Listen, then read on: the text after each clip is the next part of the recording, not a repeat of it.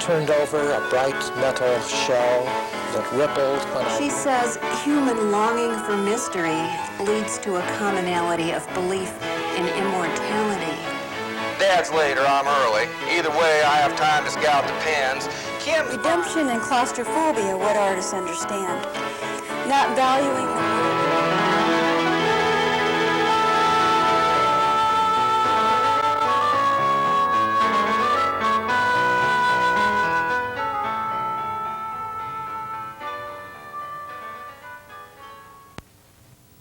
Lived in Nebraska all my life. I was born in Norfolk and still pretty much a resident there. I've been all over the state. I went to school in Chadron when I got out of the Army and quit for a while. Worked various places, Elm Creek, Grand Island. Went back to school at Northeast in Norfolk. Transferred to Wayne. In an English program, and finally went back to Chadron and graduated out of Chadron with English and biology. I've hunted, fished, done a lot of things all over the state, basically. Well, I've had a number of influences as far as writers go, and it's kind of interesting.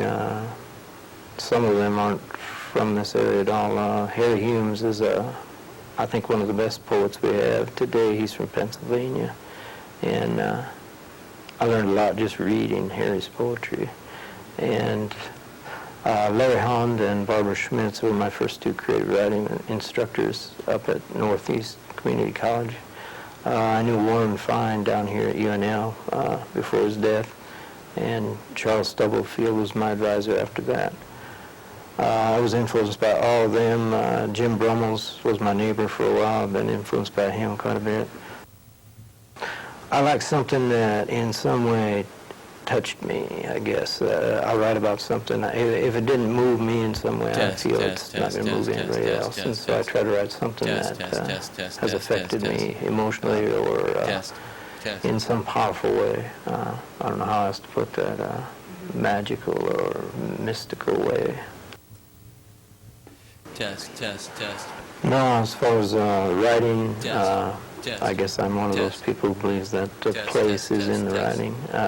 Pretty much everything I write about is Nebraska because that's where I spent my entire life. I don't know anything else to write about, basically.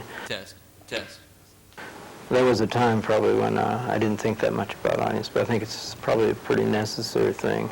There's so many different ways of writing, even poetry. There's so many different kinds of poetry out there that you almost have to know an audience and write to that audience, I think. I guess the audience I'm interested in are people that can relate to the experience that I'm writing about in some way.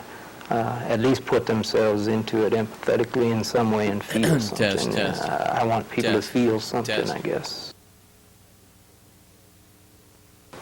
Well, I'm working on the short stories for this class in Vermont and doing a lot of reading in association with that. And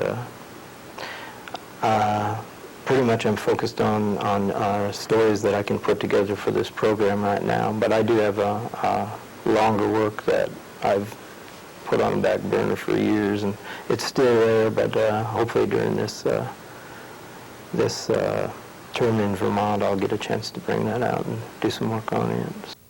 Tonight I would like to introduce Neil Harrison, and I would like to read a really great description that I found off of the internet from the Nebraska Center for Writings, because I think it's just a great compact thing here. It says, Neil Harrison is a fiction writer whose work has appeared in Word Art, Writers Forum, the Elkhorn Review, the Platte Valley Review, Yarrow, the Midwest Quarterly, and Nebraska Territory. His book Story was published by Logan House Press, and a story called, this is a great title, Al and On, appears in a collection of fiction by Logan House Press called Here From There, published in 1997. Except for 3 years as an infantryman in Virginia and North Carolina, he has spent his whole life in Nebraska. He teaches English at Wayne State College and at Northeast Community College, and he's currently living in Norfolk. And I also wanted to mention, besides writing fiction, he also writes a lot of poetry, which he'll be sharing with us tonight. So let's welcome Neil.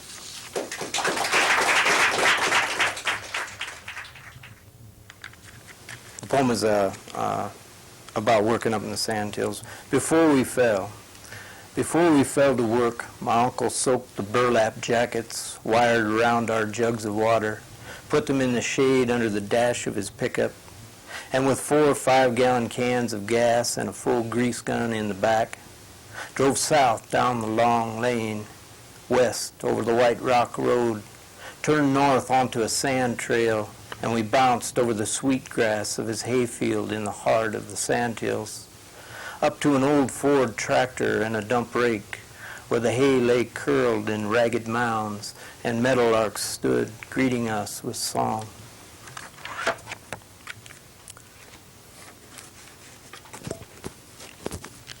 I'll try and speak loud enough here. There's a mountain in Greece. I'm not from Greece, but a mountain in Greece, central Greece. It's called Parnassus. It's believed that that's where the oracle of Apollo at Delphi was located. It's also considered the home of the Muses. I went to school up at Chadron State College and spent a lot of time in the Pine Ridge, walking those hills out there. And there's a place where the Pine Ridge ends and the grassland begins. It's like a badland area. This poem is about that. Parnassus. Above Fort Robinson, the Pine Ridge ends, suddenly, in the badland face of the grasslands, the Oglala north to the South Dakota border, the Buffalo Gap beyond. On the edge of the ridge, from the precipice at the top of that world, you can see it end in the ruin below. A gravel cache of ancient bones on the floor of an inland sea. Oracle at the foot of a forgotten mountain. Mother of the Muses, house of breath. Electric synapse between words, seamlessly welding the worlds. Years I've been putting the pieces in place, committing that view from the ridge to mind. Tonight, at the summit of this tower of words, I will call her by name and burn.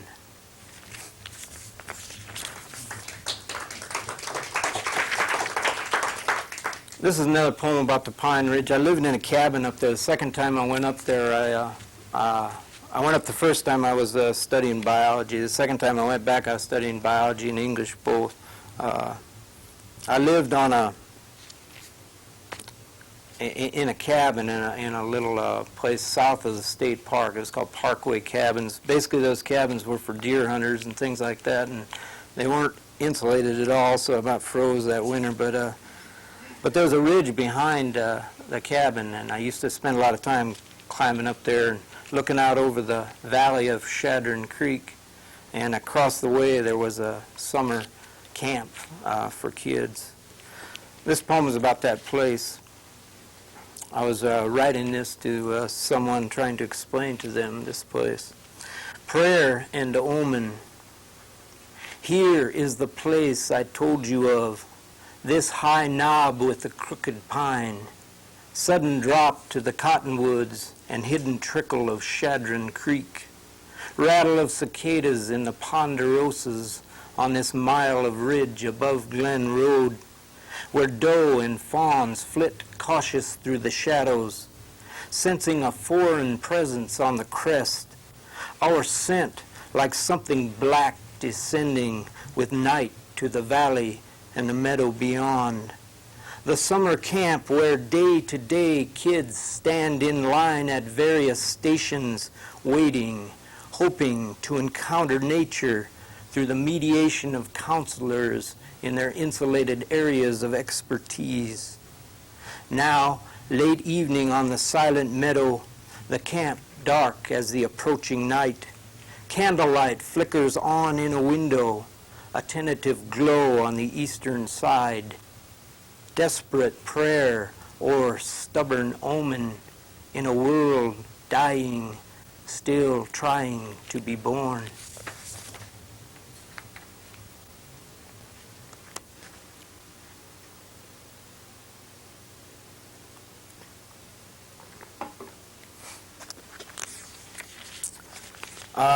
I guess my favorite book in the Bible is the book of John, the Gospel of John. And for maybe obvious reasons, my favorite verse in the Bible is the first verse in that gospel. In the beginning was the Word, and the Word was with God, and the Word was God. The Word. Imagine yourself moving without a word like walking, and imagine seeing, hearing something you have no words to describe. Say a flock of pheasants bursts from the brush beside you, a you without any words to put your world together. No flock there, no burst, no brush, no colors, feathers, cackles, birds. No you, no name for the sight, for the sound, the something. No name for anything, no you. How integral these groups of phonemes, magic as cement, these abstract marks we make to conjure and in time create a concrete world out of the eternal, intangible wonder of being. Imagine them, the primordial parents, naming the elements of their dream, of this dream, each sound, each syllable, filling an image with the breath of life, giving to the world the means of life. In the beginning was.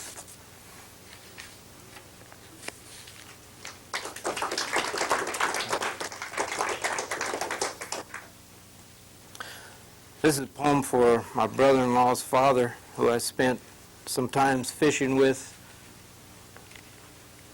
Moving too much.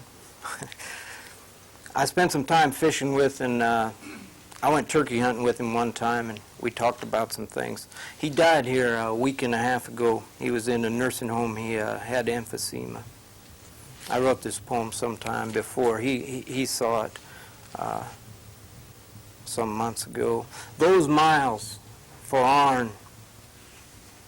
On Merritt Reservoir, I sat in the bow of his fishing boat, my back to the wind, fingers on the gunnels tingling under the cold spray as he steered the boat west into the chop, gazing up into the hills, barely a glance at the water, until he cut the motor far up the lake where the snake comes in and told me, sometime, read old Jules. He looked off again and spoke across the water. When I imagine this place before they dammed the river, I can see him crawling those miles alone through the hills with his shattered leg. I glanced at the sandhills beyond him, but didn't see it. Him sitting in the stern, staring across the water, the ragged pieces of shrapnel in his leg 40 years after the war. Anchored in his secret spot, sitting on a school of giant walleyes, he told me how they sometimes bite so soft you need to wait to set the hook. That afternoon I caught my first trophy fish. 5 summers later, a copy of Old Jules on the seat beside me, I drove across the sandhills, headed west to the Pine Ridge, south to the Niobrara, and came back east through those hills alone in a red canoe. And at the end of each day afloat on the river, I read until dark beside the running water. And every night by the fire I saw him crawling miles alone through the hills. And so I was writing this poem about fishing. I write a lot of fishing stuff on the Verdigris Creek back home in northeast Nebraska. It's I don't know how they named it verdigris, but verdigris is that blue-green patina that you'll see on copper pennies and things. So I was working on this poem. When I left there, not knowing or not remembering what we talked about, I did finish this poem. And sunrise on the verdigris for Don Welch.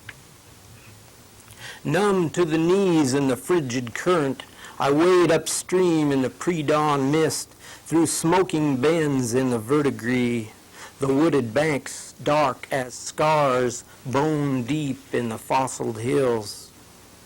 Stalking rainbows in a steaming canyon, I'm 20 yards below an old stick dam when I see the sun unwrap the sumacs. Colors scattered like Christmas ribbons discarded on the valley floor. All at once, the present opens, revealing gifts from the past. A Canada morning 12 years back, secret waters, golden trout, and the cries of a loon at dawn. Something's moving on the ridge above me, several white coming single file. Another time I'd simply name them, let my eyes call them charolais. This morning they will be unicorns, down to drink from the Copper Creek, because at the bottom of this bovine world we both know they are.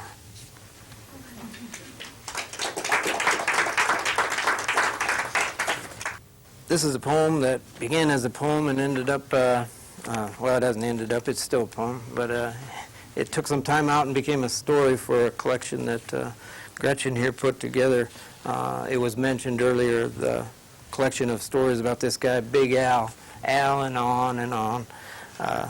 You have to picture Big Al for this. He's 6'6", 300 pounds. And at the time this was written, he hadn't been fishing for a long time.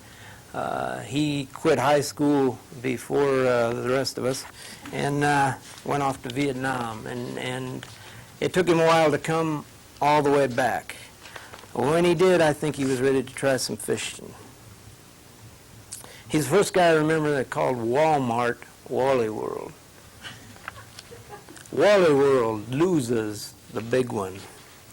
First fishing license in 15 years, red hot in his pocket, Big Al homes in on the fishing tackle aisle at Walmart with me in tow.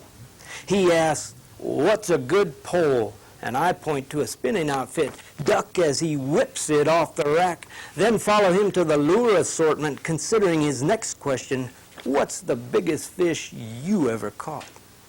Well, I guess that'd be that northern up at Willow Creek. He's a real nice one.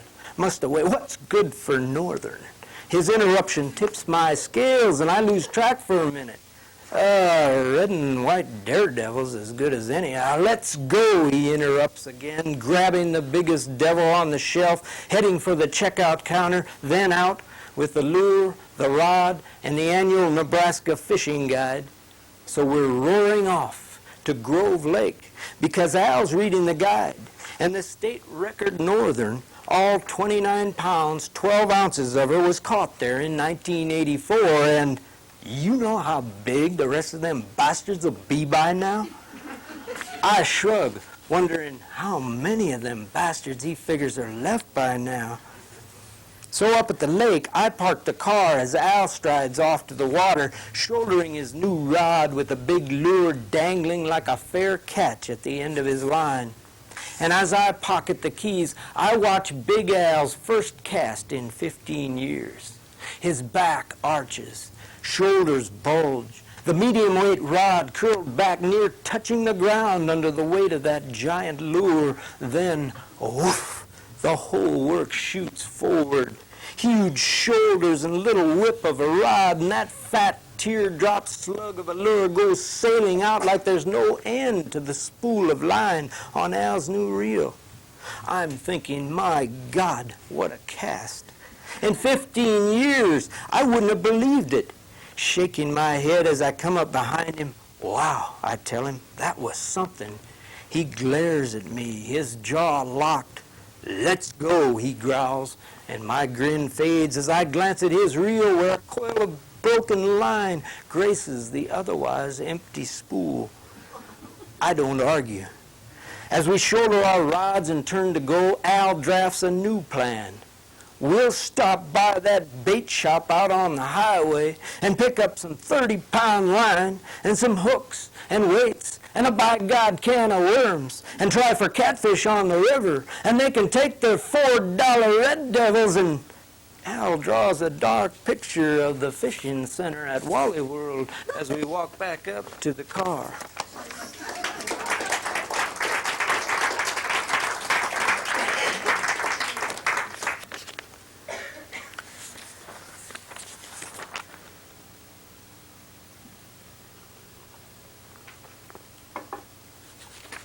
I worked at Norfolk Livestock Market for 4 years when I was growing up. Started when I was 16, part-time, on weekends and evenings.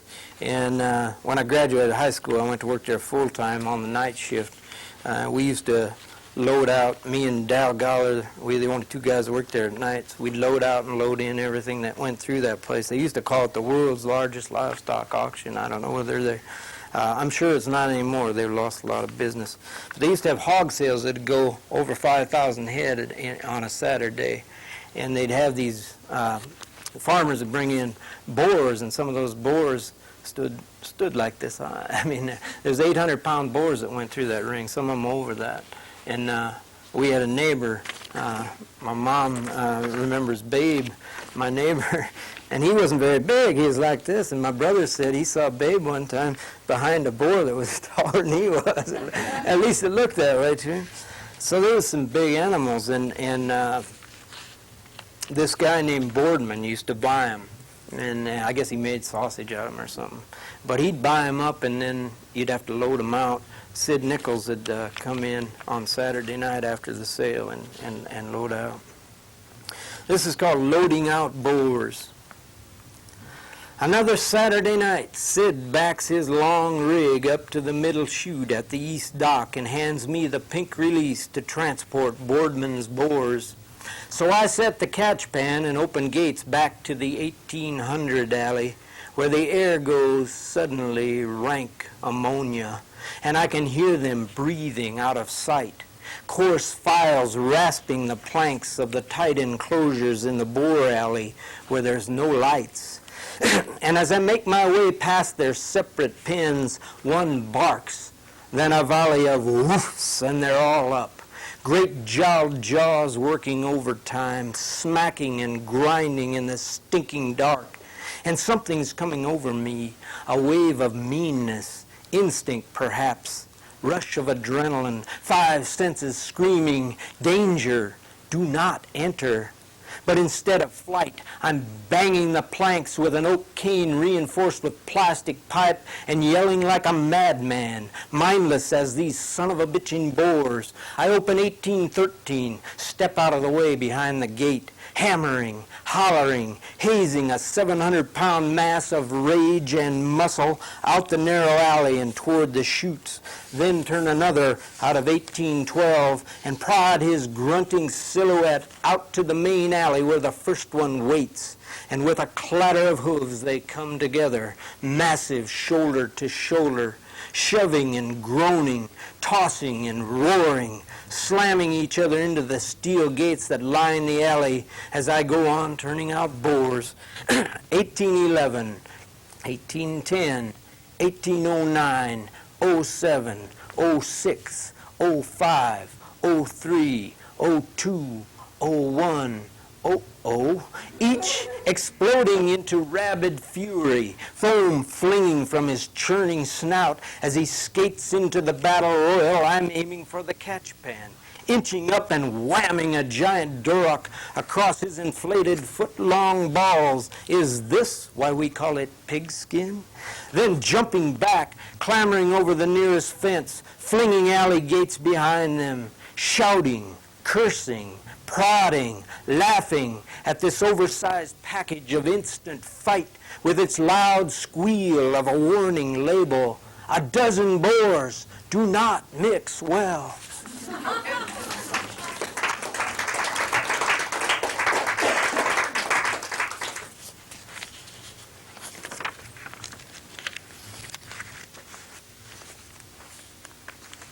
I canoed a stretch of the Niobrara River one time a few years back.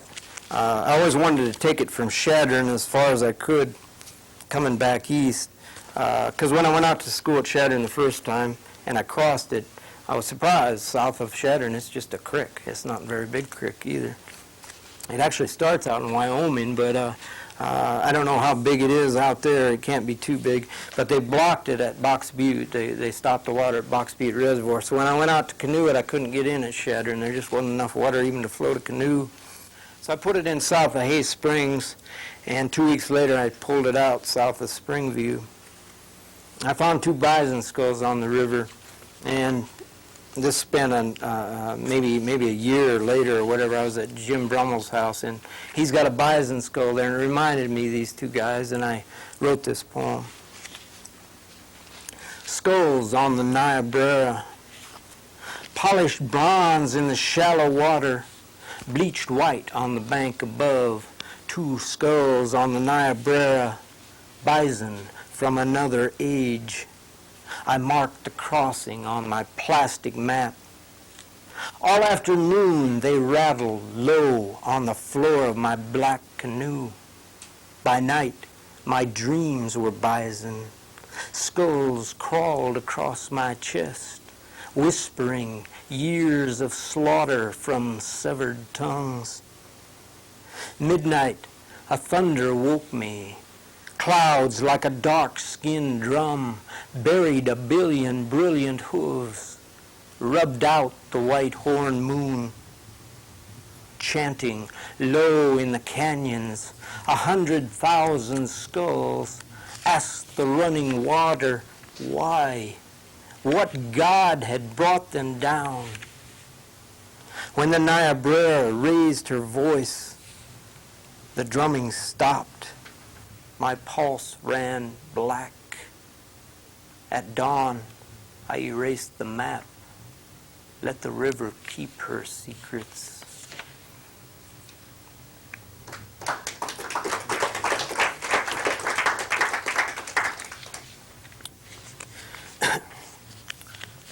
I was reading some of Richard Hugo's poems here a while back, and I like what he does in his dream poems. He puts them in the second person. In other words, he puts you there. He's got one that especially affected me. It's called In Your War Dream. He was a bombardier in World War II, and as soon as they had flown 35 missions, I think they could stay on the ground. I think it was 35.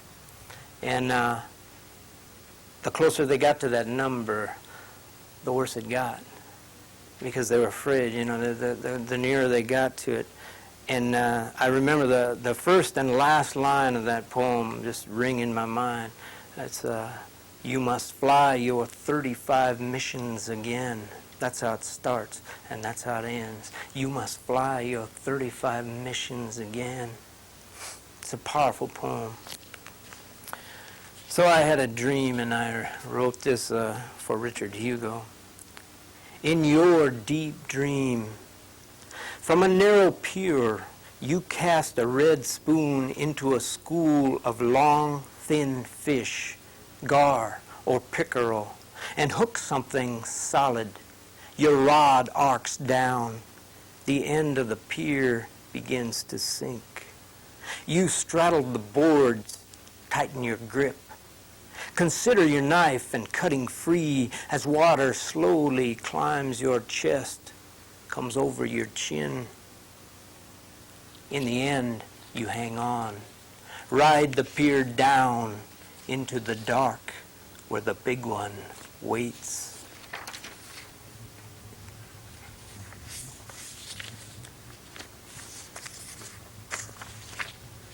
This is another poem about a dream I had. A little frightening considering Y2K, I guess.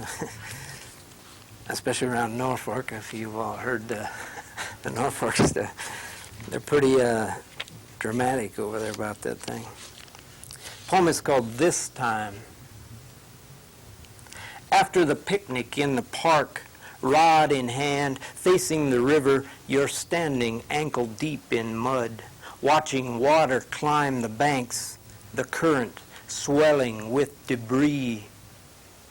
Out of reach of a ready carcass, without a maggot or a piece of meat, You sever the tip of your little finger, blood baiting what you know is down there, breathing swirls of yellow dirt. This sick world sinking fast beneath its secret toxic miles of trash. Twisted concrete corporations, fat government walls come tumbling down. Those dreadful faces, the living and dead. The sad earth coming clean once more. But no ark waiting in the wings this time. And no one left wild enough to walk on water.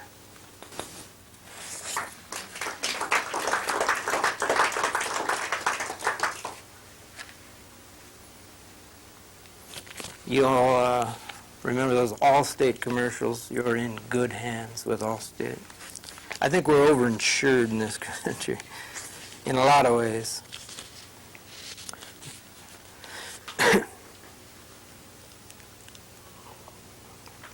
This poem is called In Good Hands. So they took him away, the neighbor's little boy. Used to call across the street when I worked on my car, "Hey, mister, what you doing?"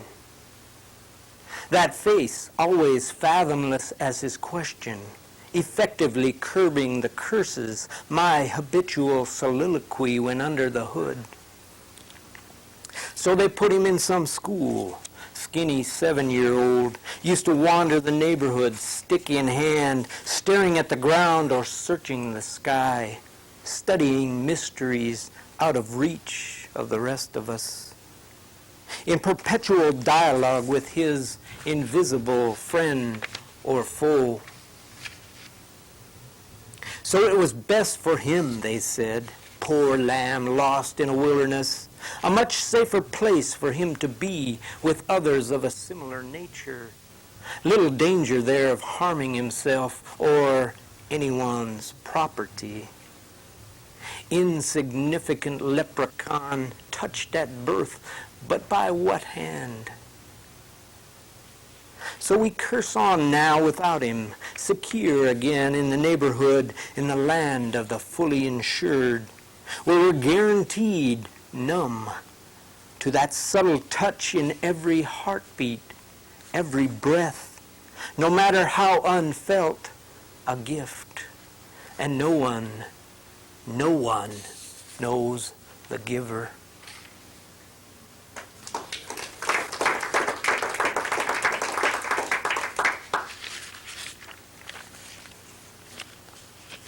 This poem was in Nebraska Poets Calendar a number of years back, several years back, I guess, 96, something like that. It's just called Autumn. Blackbirds flock the brittle fields where I lose myself each day at dusk, waiting for something I can't explain until it happens late one evening.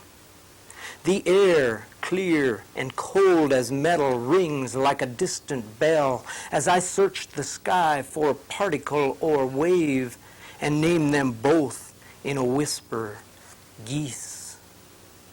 Imagine what that lead bird feels, drawing her beat by beat into that nothing we call the night. Listen to her, the point of it all, aiming that long noise south, echoing the call she follows, a voice we've lost the sense to hear.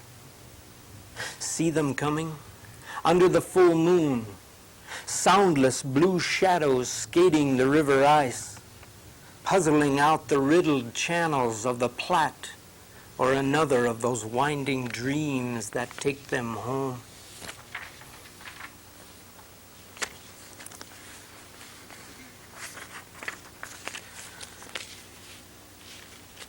I was up at Scotts Bluff Monument here a few years back. All this stuff has happened a few years back, see.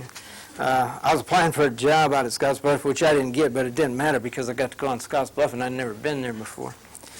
And that was worth everything, and it resulted in this poem because when I came down, I stopped. There was a little museum bookstore kind of at the base of the bluff there, and there are these dioramas, if they're still there, of the the slaughter of the bison. They show the various stages of the slaughter of the bison. And I picked up a little booklet there. It's called Where Buffalo Roam by these guys from the Badlands Natural History Association, Interior South Dakota. And I took this quote from that book. In 1800, an estimated 60 million bison roamed the North American continent. In 1889, by one estimate, less than 1,100 remained. The poem is, "Those were the days. We followed the rails, crossing Nebraska and Wyoming, the devil's playground, tracking the last of the buffalo, and woke one August morning to an ungodly roaring, bulls at the wallow rutting some 3 miles east," the old man said. "We crossed ourselves and laughing brought in the horses, hitching them to the wagons, loading what we'd need in the days ahead. Then whipped the horses, reining them toward a rough outcropping between us and a massing darkness wide as the plain beyond. We left the horses blowing as we climbed the rocks, stalking low into the sun, dawning blood red in the billowing dust. We saw the prairie crawling with bison that dark morning, and then we started shooting and watched them die all afternoon."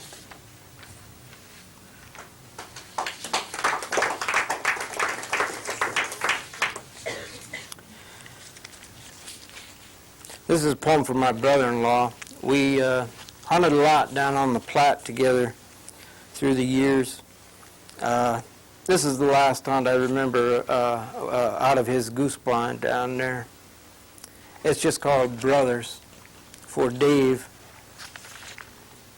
We crossed the frozen channel in the dark, set out decoys and huddled in the blind over coffee and the Coleman stove, hunting a last time together. No mention of your separation, not a word about impending divorce. The young lab shaking wild between us as dawn flowered like blood on water, drawing black lines of geese along the river.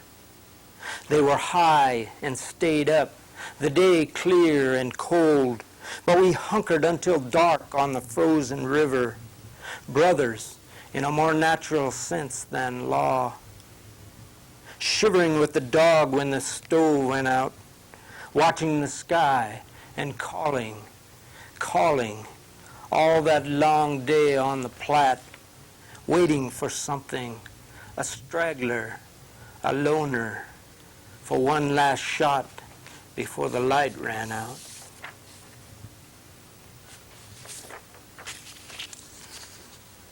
I'll finish with this poem. It's another bison poem. I've always had a certain feeling for bison. I don't know where I got it, but I saw them the first time when I was pretty small. I think it was up at Valentine at the National Refuge there. And I had a dream one night, a really strange dream. It's in here. I won't mention it. But like I said, I used to work at the livestock market, and this happened too. The scientific name for the North American bison, or what we call the buffalo, is bison. And I think if you go to the subspecies, is bison. It's like they ran out of Latin words or something.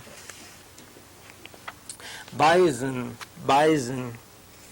At the National Refuge east of Valentine, moving en masse in the morning mist, wild, unpredictable, dangerous. Stout backs sloped like pathways to heaven, heads bowed low, moaning prayers to the earth. They've haunted my dreams for years. The bull on the throne at the center of the earth waits to light the pipe full of killers of his kind. Nostrils smoking, eyes a red blaze, he counts the days to judgment. Silent, white, terrible. In the west barn at the livestock market, on my way to check out one night after work, I got a strange feeling and glanced to my left, then up, in the face of an old brown bull towering over the bars of a bed frame stall.